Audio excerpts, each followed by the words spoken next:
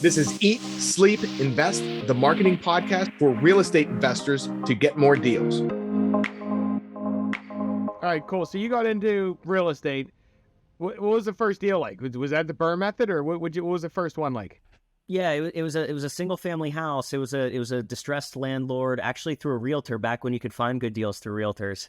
Maybe we'll be able to soon, who knows? But yeah, it was a single family home rented for $975. I think I bought it for like 50 grand or something.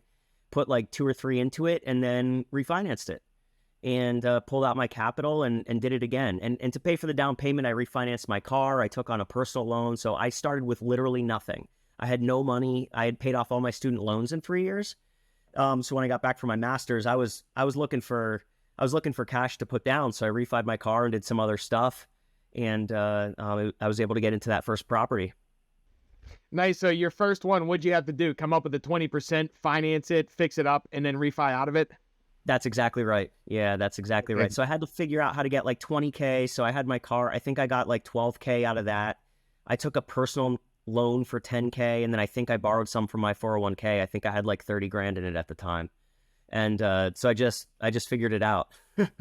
Yeah, that's interesting. That's the same exact way. I didn't borrow for my car though, but same way I got it. I do the buy and hold also. And same way, the first couple deals, I had to put the 20% down and finance it until you make enough capital to just buy them cash. Do you buy cash now, or do you still do the 20%, or what do you do? Yeah, a lot of times I'm buying them in cash just because the sellers want to sell fast. But I use lines of credit now. I have a lot of business lines of credit that I use in addition to my own cash. And then I use like some of the big lenders, national lenders that only require maybe 10% down if you qualify to kind of scale. If I bought like 3 recently or whatever, and I want to get leverage. So those are my big 3 ways: just in cash, lines of credit, or through like a Kiavi or a company like that for where you put down 10% and they finance the rest, including repairs. That's cool. Do you guys have well, I know they're in Pennsylvania. You ever dealt with S&T Bank? No, not yet. Yeah, you should check them out. They're the best one that I've found around here so far. So I can turn around I buy them cash, but I can turn them around super fast with S&T, and they just do they do the 20-year commercial loans, but they seem to be the easiest ones, and they'll do up to, I think they're still doing 80%. Nice. Okay, good. I'll check them out. I've mostly been dealing with smaller local banks, just because their rates they were locking in for, gosh, initially when I started 15 years, they were locking the rate, but then they talked me back to 7 years, and now they're all doing 5. But the local banks have been really good to work with. But I'll check out. I'll check them out. Yeah. Yeah, they're a local one in Pittsburgh. I think they do it up there because I checked a lot of banks, and they were just easy to work with. And I like that I can turn around, and they don't have a seasoning period either. Oh yeah, so you can buy a property and always get stuck next month.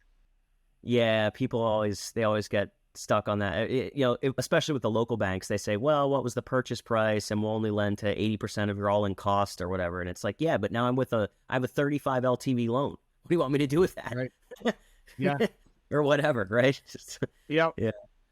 All right, cool. So you went to college, you come back, you bought your first property. What happened next? Yeah, so you just keep next, accumulate or what? Yeah, I was double hatting for like 8 years. I was ducking into conference rooms. I was taking sellers calls, and could you call me back at 2? Oh, I got to juggle a meeting. So I was double hatting for like a long time, from 2014 till the end of 2022.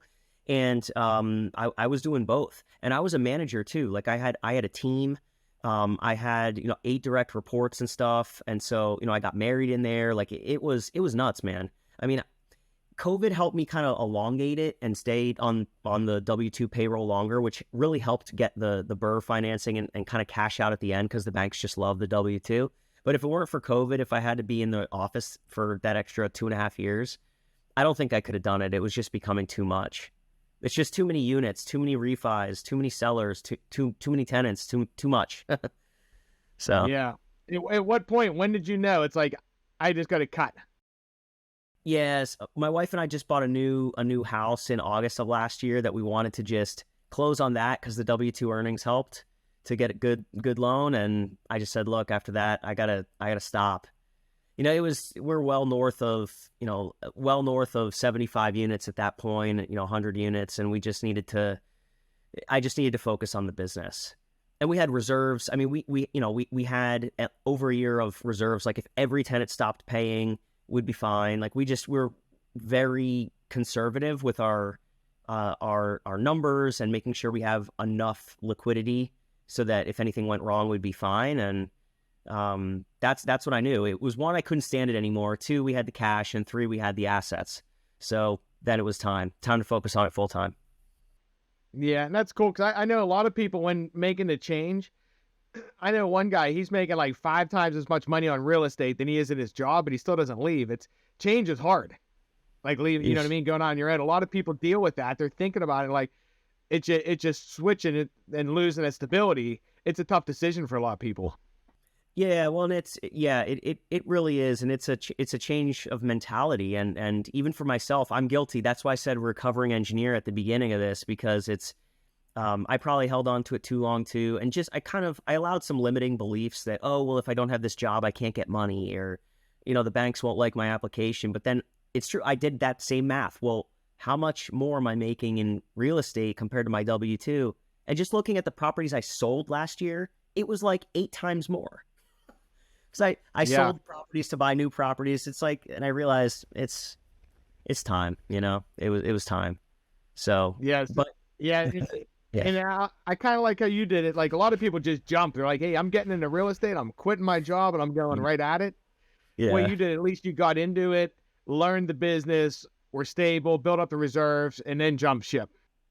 Yeah. Well, people do their third deal and they think, oh, they see the potential, but then they get denied for loans. And I had a couple of banker mentors starting out that really said, hey, Matt, don't do that. You have a long career ahead of you. Don't jump too soon. It'll stunt your growth.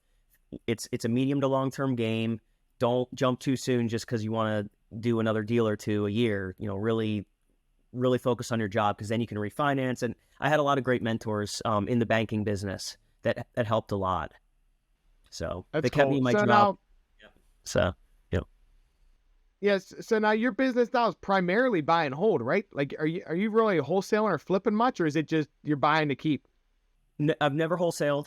I think I tried to flip back in 2016. I lost $5,000. It was terrible. And a year of my life, it was awful. But I learned a lot of lessons.